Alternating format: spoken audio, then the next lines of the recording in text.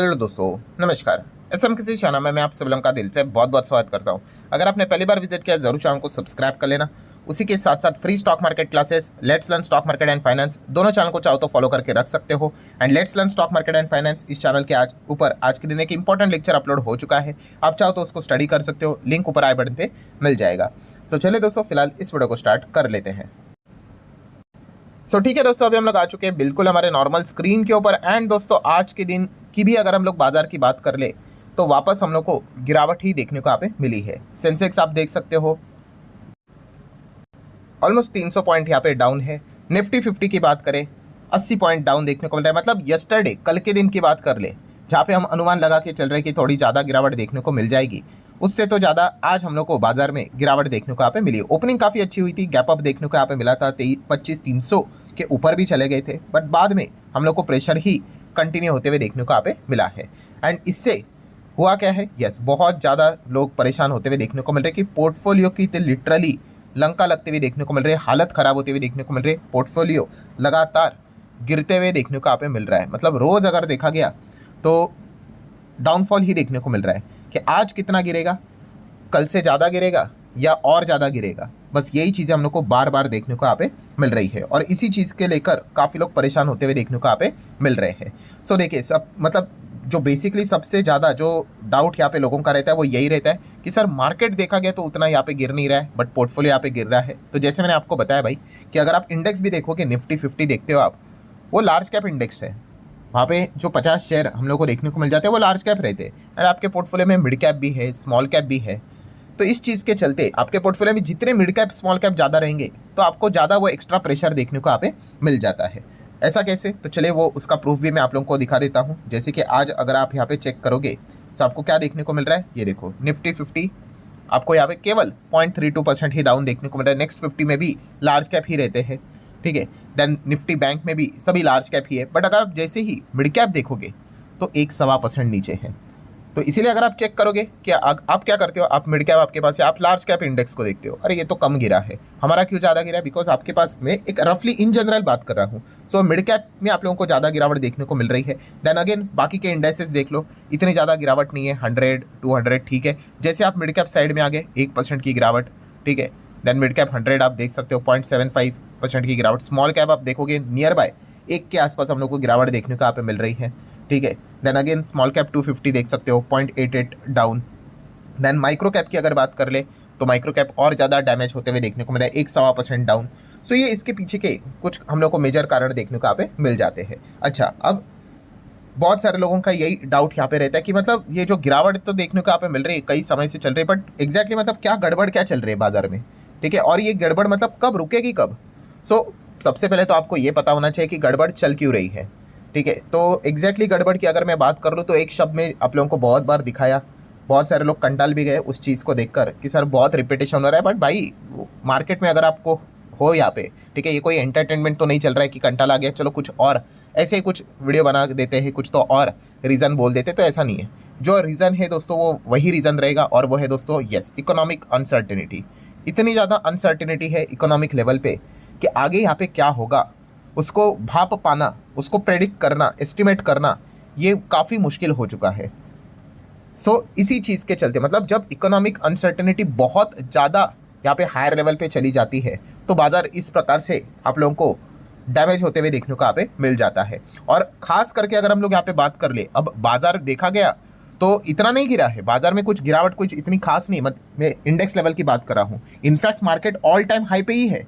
अगर आप यहाँ पे नॉर्मली अगर अमेरिकन मार्केट की अगर हम लोग यहाँ पे बात करेंगे तो आप अमेरिकन मार्केट को आप देख सकते हो। डाउ जोन्स की अगर बात करें तो आप चेक कर सकते हो यहाँ पे, ये आपको ऑल टाइम हाई पे ही देखने को मिलेगा, ठीक है। थोड़ा ऊपर नीचे हो सकता है। सिमिलर वे हमारा निफ्टी 50 की भी बात कर ले, ठीक है, हम लोग जो 26,277 तक थे, ठीक है, बट स्टिल अगर हम देखेंगे हम भी ऑल टाइम हाई के करीबी ही है, ठीक है। हाँ, 1 साल से चला नहीं है, इसलिए हमें ऐसा लगता है कि क्या कि हम कितने यहाँ पे गिरे, तो बहुत ज़्यादा कुछ गिरावट नहीं है। परसेंटेज टर्म में देखोगे कुछ भी नहीं है, 26,277 अप्रॉक्सीमेटली था और अभी कितना है, 25 के ही आसपास हम लोग यहाँ पे चल रहे हैं, 25 के ऊपर चल रहे हैं। सो गिरावट कोई इतनी सिग्निफिकेंट यहाँ पे है नहीं। बट इंपॉर्टेंट पॉइंट क्या है दोस्तों, यस, जब बाजार में यहाँ पे हम लोग को अनसर्टेनिटी देखने को यहाँ पे मिल जाती है और जब इक्विटी मार्केट ऑल टाइम पे यहाँ पे रहता है, सो जो वो पैसा है वो हम लोगों को क्या होते हुए देखने को मिल जाता है, यस, वो पैसा हम लोग को दूसरे असेट क्लास में शिफ्ट होते हुए देखने को यहाँ पे मिल जाता है। और वही चीज़ अभी फिलहाल हम लोग को चलते हुए देखने को यहाँ पे मिल रही है। फिलहाल क्या हो रहा है, यस, आप सभी लोगों को पता है इक्विटी मार्केट में काफ़ी अनसर्टेनिटी है, तो इस चीज़ के चलते पैसा बिटकॉइन मतलब क्रिप्टो करेंसी में जा रहा है, देन गोल्ड एंड सिल्वर में जा रहा है। आप सभी लोगों ने देख ही लिया होगा, इतने सारे मल्टीपल आर्टिकल्स भी हम लोगों ने यहाँ पे देखे हैं, ठीक है। एम्फी का डेटा भी हम लोगों ने यहाँ पे देखा था कि किस लेवल का क्रेज़ हम लोग को गोल्ड एंड सिल्वर में इन्वेस्टमेंट के हिसाब से देखने को मिल रहा है। जैसे कि आप देख सकते हो, एम्फी ने ये भी बात बताई कि म्यूचुअल फंड के भी पैसिव इन्फ्लोज की अगर हम बात करें, उसमें गोल्ड एंड सिल्वर ETF का ही बहुत बड़ा योगदान हम लोग को देखने को यहाँ पे मिल रहा है। देन अगर हम लोग नॉर्मल परफॉर्मेंस की भी अगर बात कर ले, तो आप देख सकते हैं गोल्ड ETF का जो इन्फ्लो था, ठीक है, वो 4 गुना बढ़ते हुए देखने को मिल गया सितंबर मंथ में। कितना? 8363 करोड़, ठीक है। सो मतलब क्या आप यहाँ पे देख सकते हो 282% के मतलब इन्फ्लोज। जस्ट इमेजिन यहाँ पे मतलब कितना बड़ा गोल्ड ETF में हम लोग को इन्फ्लो जाते हुए देखने को मिल रहा है। अगस्त मंथ में यही डेटा कितना था? 2189 करोड़ के आसपास, और ये सीधा 8360 करोड़। जिस प्रकार से अभी चीज़ें चल रही, कोई बड़ी बात नहीं, अगले महीने में आप इसको 10,000 करोड़ के भी पार देख सकते हो। सो पॉइंट क्या है दोस्तों? पॉइंट यही है कि जब अनसर्टेनिटी इक्विटी मार्केट में रहती है, तो दूसरे एसेट क्लास में हम लोग को पैसा जाते हुए देखने को मिल जाता है, और वहाँ पे जब पैसा बनता है तो फोमो वहाँ पे क्रिएट होता है, तो इस प्रकार का क्रेज भी हम लोग को देखने को मिल जाता है। अब तो कितने सारे ETF तो हम लोग को गोल्ड सिल्वर के खास करके तो बंद भी होते हुए देखने को मिल चुके हैं, क्योंकि इतना ज़्यादा मिसमैचिंग हम लोग को ओरिजिनल जो सिल्वर का प्राइस है और ETF के प्राइस में डिफरेंस देखने को यहाँ पे मिल रहा है। सो जो आप ये सोच रहे हो कि इक्विटी मार्केट में वो जोश क्यों नहीं नज़र आ रहा है, क्योंकि ऑलरेडी इतने हायर लेवल पे है, अनसर्टेनिटी है, तो ये पैसा हम लोग को दूसरे असेट क्लास में मूव होते हुए देखने को यहाँ पे मिल रहा है। अब आपका नेक्स्ट इमीडिएटली सवाल यही रहेगा कि चलो आप ये अनसर्टेनिटी की यहाँ पे बात कर रहे हो, बट उसके पीछे का रीज़न क्या है?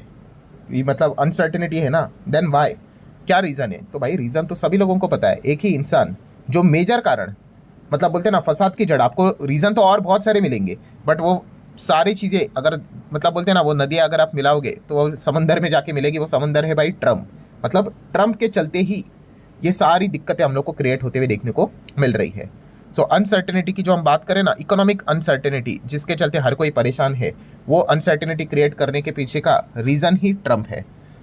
सो अगर आप यहाँ पे देखोगे, लेटेस्ट डेटा ही देख लेते हैं, जहाँ पे उन्होंने क्या करके रखा है, वापस अमेरिका और चाइना के बीच में ट्रेड वॉर यहाँ पे हो सकता है, उसका एक उदाहरण उन्होंने देके रखा हुआ है, ठीक है। रिसेंटली उन्होंने क्या कर दिया, चाइना को यहाँ पे धमकी दे दी, वॉर कर दिया कि भाई 100% टैरिफ अभी हम लोग यहाँ पे आपके ऊपर लगाएंगे 1 नवंबर से। सो ठीक है, चाइना ने भी भाई जवाब दे दिया, हम तो एंड तक यहाँ पे लड़ेंगे, आपको 100% लगाना है लगा लो, हम भी उसके बाद यहाँ पे क्या करेंगे, अपना एक्शन ज़रूर ले लेंगे। हालांकि चाइना ने ये भी बोल दिया कि door remain open for a negotiation, बातचीत करने के लिए रेडी है। ऐसी चीज़ें सामने आ गई, फिर उन्होंने यू टर्न एज यूजुअल लेना पसंद किया। उन्होंने बाद में बोला नहीं नहीं भाई, हम तो मदद करना चाहते हैं, चाइना का बातचीत करना चाहते हैं। शी जिनपिंग काफ़ी स्मार्ट है, ठीक है, अच्छे लीडर है। तो इस प्रकार का ही जो मतलब चल रहा है ना दोस्तों, बिग बॉस जो आप लोगों को मार्केट में भी जो देखने को यहाँ पे मिल रहा है, इस चीज़ के चलते ही ये अनसर्टेनिटी यहाँ पे बनते हुए देखने को यहाँ पे मिल चुकी है। एंड ऊपर से अगर हम लोग देखें तो ये तो अभी की बात है, इसके पहले कभी पिक्चर के ऊपर आपको पता है ना, जो पिक्चर है अमेरिका में नहीं बनेगी, उनके ऊपर टैरिफ का घोषणा कर दिया। पास्ता के ऊपर टैरिफ यहाँ पे लग सकता है 92%, इटालियन पास्ता, उससे रिलेटेड खबरें हम लोग को देखने को यहाँ पे मिली है। मतलब आप अंदाज़ा लगा सकते हो कि छोटी छोटी चीज़ों के ऊपर कितना ज़्यादा अनसर्टेनिटी। एंड ऊपर से वहाँ पे आप सभी लोगों को पता है अपोजिशन पार्टीज़ के साथ पंगे देखने को मिल रहे हैं, पीछे हटने का नाम ही नहीं ले रहे हैं। गवर्नमेंट शटडाउन में हम लोग को पड़ा हुआ देखने को यहाँ पे मिल चुका है, कोई डेटा रिलीज भी होते हुए देखने को यहाँ पे नहीं मिल रहा है। अनएम्प्लॉयमेंट का जो डेटा है 3 तारीख को आना चाहिए था, वो नहीं आया, 10 को आना चाहिए था, वो नहीं आया, अब शायद से 17 को है। वो भी अगर अमेरिका का गवर्नमेंट शटडाउन में ही चलेगा तो मतलब रहेगा, तो वो भी डेटा यहाँ पे नहीं आएगा। सो इस प्रकार से मतलब क्या है दोस्तों कि अगर आप इन चीज़ों को अगर जोड़ कर देख लो तो प्रॉपर क्लैरिटी हम लोग को देखने को यहाँ पे नहीं मिल रही। और क्रिप्टो भी अभी सेफ नहीं है। अगर आप ये कहोगे कि चलो पैसा क्रिप्टो में यहाँ पे जा रहा है, तो वहाँ पे भी मैनिपुलेशन हम लोग को देखने को मिल चुके हैं। अभी कल ही हम लोगों ने देख भी लिया था कि क्रिप्टो में भी किसी एक अननोन व्यक्ति ने यहाँ पे क्या कर लिया, पहले एक अकाउंट ओपन यहाँ पे करवा लिया एंड ट्रम्प के अनाउंसमेंट के आधे घंटे पहले एक शॉर्ट पोजीशन क्रिएट करके रखी थी। जैसे उन्होंने 100% टैरिफ की बात कर ली, जोरदार क्रैश हो गया, $192 million, which is approximately 1600-1700 crore उन्होंने कमा लिया। सो क्रिप्टो वाले भी अभी हम लोग को सेफ रहते हुए देखने को यहाँ पे नहीं मिल रहे हैं, ठीक है। तो इस प्रकार की चीज़ें हम लोग को देखने को मिल रही है। और इन सभी चीज़ों को अगर हम लोग यहाँ पे कलेक्टिवली देखें तो हो क्या रहा है यहाँ पे, यस, फॉरेन इंस्टीट्यूशनल इन्वेस्टर की बात कर ले, FIs की अगर हम लोग यहाँ पे बात कर ले, तो यस, FIs अभी हम लोग को यहाँ पे कंफ्यूज होते हुए देखने को यहाँ पे मिल रहे हैं। जो लगातार एफआईएस हम लोग को थोड़ा थोड़ा करके एक रिकवरी का साइन दिखा रहे थे, तब जाके ट्रम्प की कोई ना कोई नई खबर देखने को मिल जाती है। इसके पहले H1B वीज़ा वाली आ गई, वापस एफआईएस का मूड चेंज हो गया। उसके बाद ये नया ट्रेड वॉर 100% चाइना के ऊपर टैरिफ लगाएंगे, वो गेम स्टार्ट यहाँ पे हो गया। फिर एफआईएस वापस हम लोग को लाल निशान में वर्क करते हुए देखने को यहाँ पे मिले हैं। मतलब इन सभी चीज़ों के चलते ही यहाँ पे हम लोग को क्या देखने को मिल रहा है, बाजार में दिक्कत देखने को मिल रही है। अच्छा, कुछ लोग ये सोच सकते हैं कि सर हम तो ये सब चाइना बीना इधर उधर का देख रहे हैं, इंडिया से रिलेटेड थोड़ी ना कोई खबर है। तो है भाई, दो इंपॉर्टेंट खबर है। पहला तो हमारा कोई ट्रेड डील हुआ नहीं है अमेरिका के साथ। आप इसका अर्थ समझते हो ना भाई, वो जो 50% का जो टैरिफ है, 50% का टैरिफ, वो आज भी हमारे ऊपर इंटैक्ट है। 25% का टैरिफ है और 25% की जो पेनल्टी उन्होंने लगाई थी, रशिया से ऑयल हम खरीदते हैं, वो आज भी वैसा ही है। वो मीठी मीठी बातें चलती रहती है, स्टेटमेंट चलते रहते हैं, बट टैरिफ वैसे का वैसा ही है। आज भी इंडिया का सामान अमेरिका में जाता है, उसके ऊपर 50% टैरिफ लगता है। कितने इंडस्ट्री, ज्वेलरी इंडस्ट्री की बात कर ले, जेम्स एंड ज्वेलरीज की बात कर ले, टेक्सटाइल इंडस्ट्री की बात कर ले, तबाही बचती हुई देखने को मिल चुकी है। कितने लोगों के नौकरियां जा चुकी हैं। सो अभी भी हमारे ऊपर इम्पैक्ट है भाई, ट्रेड डील कुछ हुआ नहीं है। प्लस उसी के साथ साथ अगर बात कर ले, ये सबसे बड़ा डर का पॉइंट है। कौन सा? कि अमेरिका का हायर एक्ट अभी तक आया नहीं है, बट उन्होंने बोला है कि इसको वो पास करने वाले। अगर ये पास हुआ तो आपको पता ही है, इंडिया के आईटी सेक्टर में बर्बादी तो तय ही है। क्योंकि अगर हायर एक्ट में क्या लिखा हुआ है, आप सभी लोगों को पता है, 25% टैक्स लगाया जाएगा आउटसोर्सिंग के ऊपर। आउटसोर्सिंग मतलब अमेरिकन कोई भी कंपनी अगर अपना काम किसी विदेशी कंपनी को देता है, सो आप दो उनको काम, कोई बात नहीं, बट उसका 25% सरकार ले लेगी। सो अमेरिकन कंपनियां भाई काम देना ही बंद करेगी। और हमारे आईटी कंपनियां, वो तो अमेरिका से ही कमाती है, आप सभी लोगों को पता ही है। तो उनके क्लाइंट्स बोलेंगे भाई हम अगर आपको काम देंगे, हमें कोई दिक्कत नहीं है, बट अभी अगर हम आपको देंगे तो 25% टैक्स हमें सरकार को देना पड़ेगा। तो वो क्या करेंगे, ऑटोमेटिकली इंडियंस को काम, मतलब इंडियन कंपनीज को काम ही यहाँ पे देना बंद करेंगे। सो ये एक सबसे बड़ा फियर हम लोग को देखने को मिल रहा है। मतलब एक बोलते हैं ना, वो लटकती हुई तलवार आईटी सेक्टर के ऊपर देखने को मिल रही है। अब ये हायर एक्ट 2025 ऐसा लिखा हुआ है।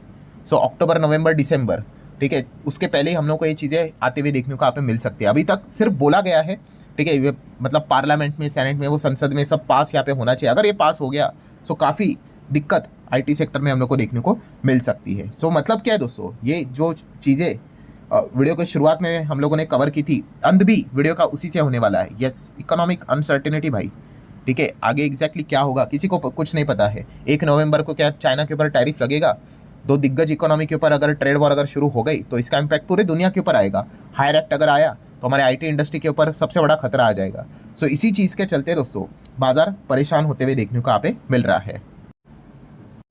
देन आ जाते हैं दोस्तों आखिरी सवाल के ऊपर, लास्ट क्वेश्चन, जो काफ़ी लोग ये सवाल पूछते भी है, सर मतलब चलो ठीक है, आपने ये बातें सारी जानकारी यहाँ पे दे दी, इस जानकारी का हम करें क्या, इससे होता क्या है? तो दोस्तों ये अगर आप मार्केट में हो, अगर आप ट्रेड करते हो, आप इन्वेस्ट करते हो, शॉर्ट टर्म, लॉन्ग टर्म, कुछ भी करते हो भाई, ये चीज़ें पता होनी चाहिए, ठीक है। तो इससे क्या होता है, आप मेंटली प्रिपेयर्ड रहते हो, आपको अंदाजा है भाई कि हाँ भाई कि क्या हो रहा है करके।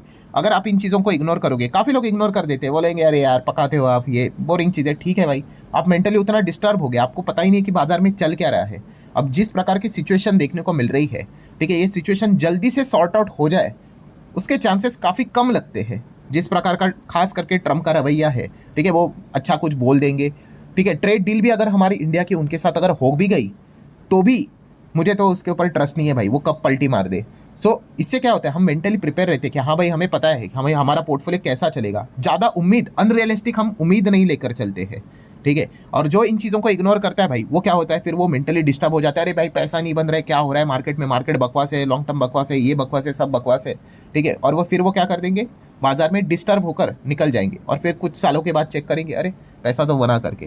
तो मार्केट में पैसा बनता है, बट यस इन सारी टॉर्चर के साथ गुजरना यहाँ पे पड़ता है। और इस वक्त का जो टॉर्चर है भाई, वो थोड़ा सा ज़्यादा ही हम लोग को देखने को मिल रहा है, क्योंकि कोई ना कोई नया यहाँ पे मतलब अनाउंसमेंट डेली कुछ ना कुछ तो यहाँ पे होता रहता है। देख लेते हैं आज भी कुछ ना कुछ तो अनाउंसमेंट ट्रम्प यहाँ पे कर ही देंगे, डायरेक्टली इनडायरेक्टली, और इसका इम्पैक्ट भी पूरे दुनिया के बाजार के ऊपर देखने को मिल जाता है। तो ये गड़बड़ी फिलहाल हम लोग को चलती हुई देखने को यहाँ पे मिल रही है। और जब तक ट्रम्प रहेगा, लगता है दोस्तों ये गड़बड़ी उसी प्रकार से हमें परेशान भी यहाँ पे करती रहेगी। सो ठीक है दोस्तों, A to Z जितनी भी इन्फॉर्मेशन थी वो सारी मैंने कवर कर ली। वीडियो हेल्पफुल लगा होगा, चाहो तो लाइक एंड शेयर यहाँ पे कर सकते हो। मिलते हैं नेक्स्ट वीडियो में, तब तक के लिए बाय बाय।